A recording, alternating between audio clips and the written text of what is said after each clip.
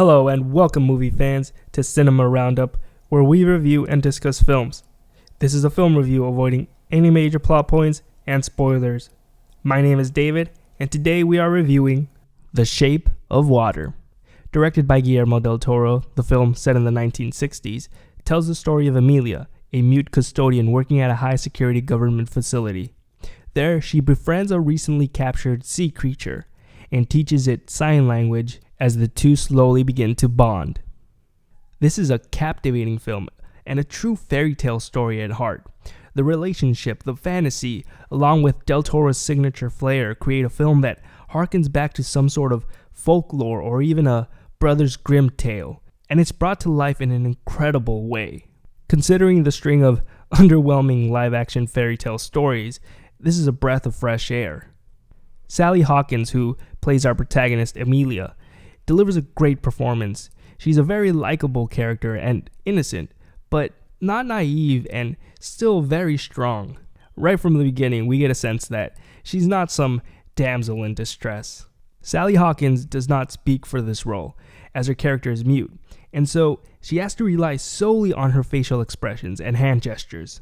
When the scene demands for her to express herself, she can't just resort to screaming or crying. She has to make the audience believe her without making a single sound, something that she does incredibly well.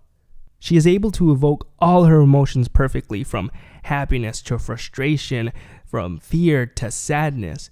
The list goes on, and though she doesn't say a thing, you know exactly what's going through her mind. Now, Michael Shannon, who's playing yet another bad guy, gives a solid performance as well. He plays the bad guys well, but let him play a good guy for once. One of the things that I was concerned about was that his character would just be the I'm a bad guy jerk, I'm just here to torture the creature so there's an obstacle to overcome, and while he kind of is, it's only a shade of it. You see the reason why his character has it out for the creature, more so how it fuels his dislike for it and how his motivations don't revolve around the creature, but they are linked to it. You get into the mind of this character, helping flesh him out a bit more for the audience. The film also has a lot of humor, a surprising amount actually. However, certain jokes, personally, I felt were a bit too crude, and they stood out just because of the tone the film was working within and had established. Aside from that, the jokes all work and are done at the right time. It doesn't overdo it with the humor, but they are spread throughout and add a sense of levity to the film's overall tone, making sure we stay in this wondrous state. The cinematography also adds to the sense of fantasy, as the imagery is almost otherworldly at times. There are scenes that look like moving paintings, scenes that instantly leave you in awe and jaw-dropped. Certain images feel as if they're probably entirely CGI, but don't look like it. The creature itself must have been done primarily with CGI, or at least its face, but it doesn't look like it at all either. I left the theater thinking they probably did capture a sea creature and used it for the film. This is then paired with music that is just majestic.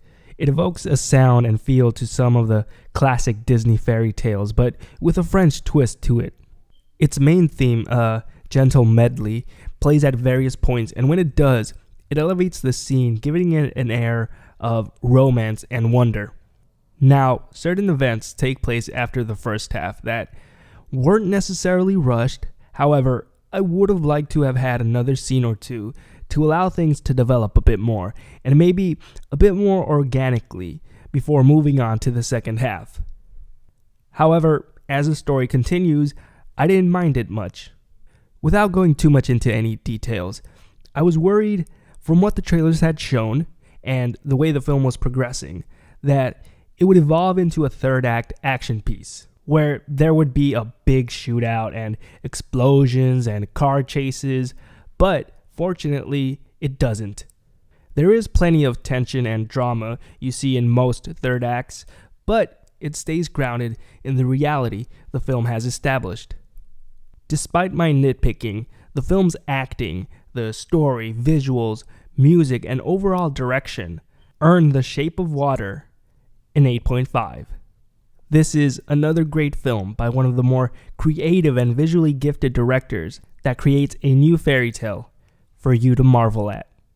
Alright everyone, that's all I have to say about that. I hope you enjoyed this review and found it insightful. Are you still interested in seeing this film? Have you lost interest? If you have seen it, what did you think of the film? Join the film discussion below and engage someone in a conversation. Please, be considerate of everyone, especially those that haven't seen this film, and avoid any spoilers.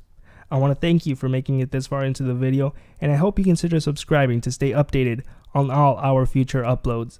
Have a great day, and I'll see you next time at the theaters.